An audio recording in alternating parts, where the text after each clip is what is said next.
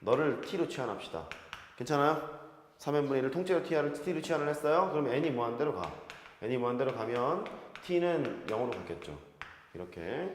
여기서 이제 n을 구하러 갑시다. n을 구하러 보면 양변에 이제 n을 곱했다고 생각해요. 그리고 t로 이렇게 나눴어요. 여기서 지금 보면 n은 3t분의 1 이렇게 되겠죠. 따라왔니? 여기까지 됐죠? 그럼 식이 바뀌어요. 너는 여기다 쓸게. n이 무한대로 가면 t가 0으로 가는 스토리이기 때문에 t가 0으로 가고 2분의 n이라는 것은 너를 2로 나누는 거야. 6t분의 1 곱하기 f에다가 3n분의 1을 t라고 치환했으니까 2 더하기 t가 될 거고 빼기 f의 2가 될 거고 이렇게. 그러면 너에서 너를 뺀 게 여기 t가 나왔으면 좋겠잖아요. 6t니까 6분의 1을 앞으로 빼죠. 이렇게 뺐어요. 그럼 너는 뭐의 정이야? 그렇지. F'2의 정이죠. 6분의 1에다가 F'2가 되겠구나. 그 소리예요. F'2가 3이었잖아요. 2분의 1 이렇게 하시면 되겠어. 왜냐면 F'2가 3이었으니까. 또 됐죠? 그래요. 이게 뮤지컬이야. 앞에서 배운 건 이제 다 필요해. 조심하세요. 5번.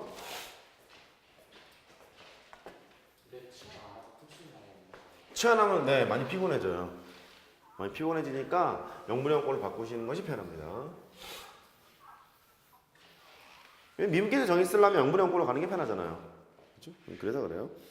자, 2-5번으로 가죠.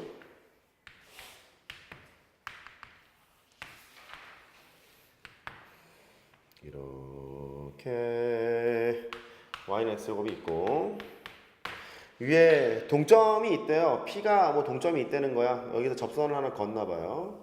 근데 p점이 t, t제곱이래요. 이렇게 이 점에서의 접선과 수직인 직선, 그러니까 아마 법선인 것 같고 이 법선의 방정식이 있는데 y축과의 교점, 이 법선의 y 절편이 q가 0,ft였대요. 이렇게 그때 리미트 t가 0으로 갔을 때 ft를 구해라 그랬죠? 목표 ft를 t가 가는 식으로 표시해보자. 그리고 극한값을 구해보자. 이런 얘기인 것 같아. 그러면 빨간색 직선의 방식을 구하기 위해서 지나는 점과 기울기를 알아야 되는데 지나는 점은 지금 알아요. 기울기만 구하면 되고 기울기를 구하려면 파란색과 수직이었기 때문에 파란색 직선의 기울기를 먼저 구하면 되죠. 너의 기울기를 먼저 구하러 가. 미분부터 해야겠다. y'이라고 쓸게요. 그냥 y'은 2x가 됐죠. 접점 x좌표가 t였단 말이야. 파란색 직선의 기울기는 x인 t를 집어넣었을 거고 그때의 기울기는 2t였을 거예요. 이렇게. 파란색 직선의 기울기가 2t였다는 거야. 근데 우리가 지금 원하는 것은 이 빨간색 직선의 기울기가 필요했잖아요. 너랑 기울기 곱이 마이너스 1이어야 되는 거지? 수직이니까? 수직이니까? 너의 기울기는 뭐예요? 너랑 곱해서 마이너스 1이 나오려면 역수치하고 부호 바꾸면 되죠? 역수치하고 부호 바꾸면 되는 거니까 마이너스 2t분의 1 이렇게 되겠죠. 그러니까 빨간색 직선의 방식을 이제 쓸 수가 있어요. 기울기는 너고 지나는 점은 너니까 y는 마이너스 2t분의 1에다가 x-t 더하기 t제곱 이렇게 돼. 근데 이 빨간색 직선의 y절편을 ft라고 했잖아. y절편을 ft라고 했으니까 x 대신에 0을 집어넣을 거예요. 그러면 y가 ft로 바뀌는 거고 이렇게 곱하게 되면 2분의 1이고 더하기 t제곱이 됐어요. 근데 ft를 구해봤더니 t를 0으로 보내라는 거야. 이렇게 보내지 뭐. 너도 t를 0으로 보냈어요. t를 0으로 보내게 되면 이게 0으로 죽어버리잖아. 이렇게. 답은 2분의 1 이렇게 하시면 되겠죠. 괜찮아요? 그래요. 신기하지 않아요? 안 신기해요? 얘가 접선이 막 있는데 법선을 막 때려봤더니 이게 끝까지 가는 게 아니라 어디 2분의 1에 수렴한다는 거예요. 이렇게 y절편이. 그 소리잖아요. 이렇게 2분의 1로 수렴한다는 거예요. 안 신기해요? 전혀 신기하지가 않군요. 전혀 신기하지가 않아요. 오케이. 그렇게 하시면 되겠고.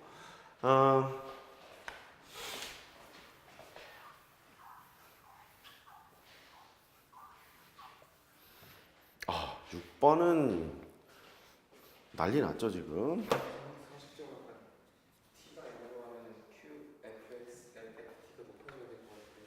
응? 그림만 봐서는 f가 높아져야 될 것 같아요. 높아져야 될 것 같아요? 아닌 것도 있죠. 물론 뭐 높아지겠죠. 높아질 수도 있겠죠. 이렇게 하게 되면 이렇게 갈 것 같고, 그쵸? 근데 이쪽도 있잖아요. 어머,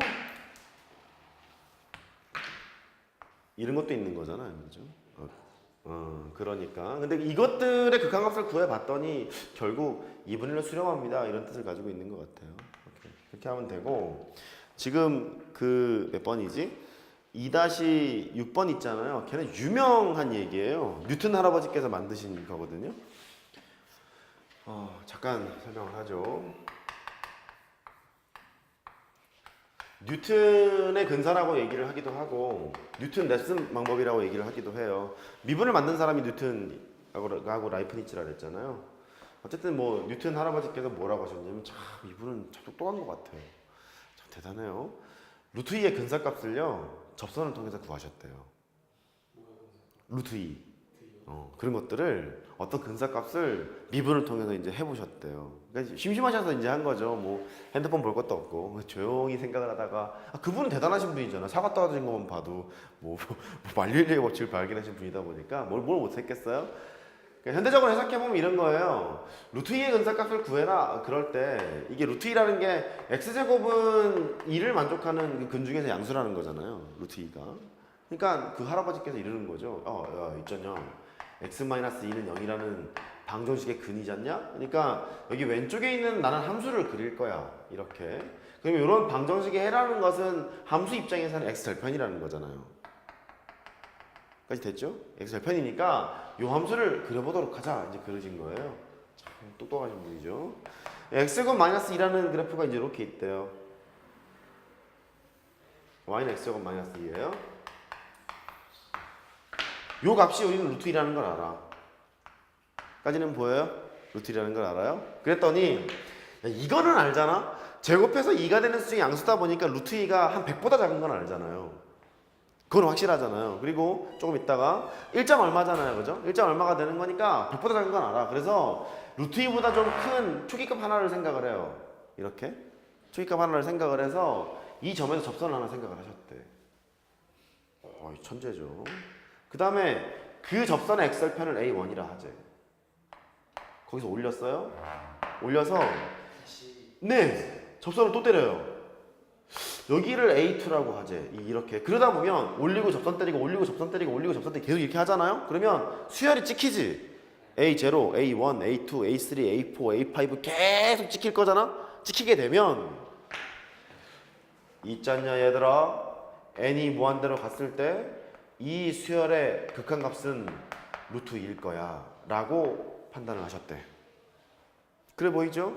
그래 보입니다. 그러다 보니까 초기값 아무거나 잡아도 A1 구하고 A2 구하고 A3 구하고 A4 구하고 계속 인덱스가 커지면 커질수록 루트 2의 각각값이 나오겠죠. 그렇게 해서 근사값을 구하셨대요. 대단하시죠? 대단합니다. 근사값을 구하셨는데 그 스토리가 문제화돼서 나온 게 그거예요. 걔가 문제화돼서 나온 게 이제 그건데, 근데 그 문제를 보면 기출 문제야. 그게 서울시 교육청 문제예요. 4점짜리 문제였던 걸로 기억이 나는데 그 문제를 보면 생뚱맞은 3차함수가 있죠. 이렇게 하자는 거예요. 문제의 구조를 분석해 보자.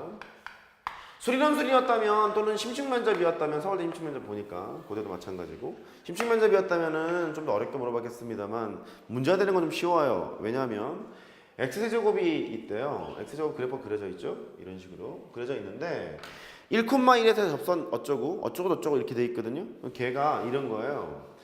초기값을 1,1이라고 잡자. 이렇게. 그러면 1,1에서 접선을 생각하자. 그때 만나는 걸 A1이라고 해. 그 다음에 올려서 접선 하나 또 생각하자. 걔를 A2라고 해. 그러면 우리 이거를 안다? A1 찍고 A2 찍고 A3 찍고 A4 찍고 찍다 보면 이거의 극한값이 얼마라는 걸 알아요? 0이라는 걸 알아요. 그쵸? 근데 얘는 극한값을 물어본 게 아니지. 뭘 물어봤냐면 A의 5를 구하세요 그랬거든요.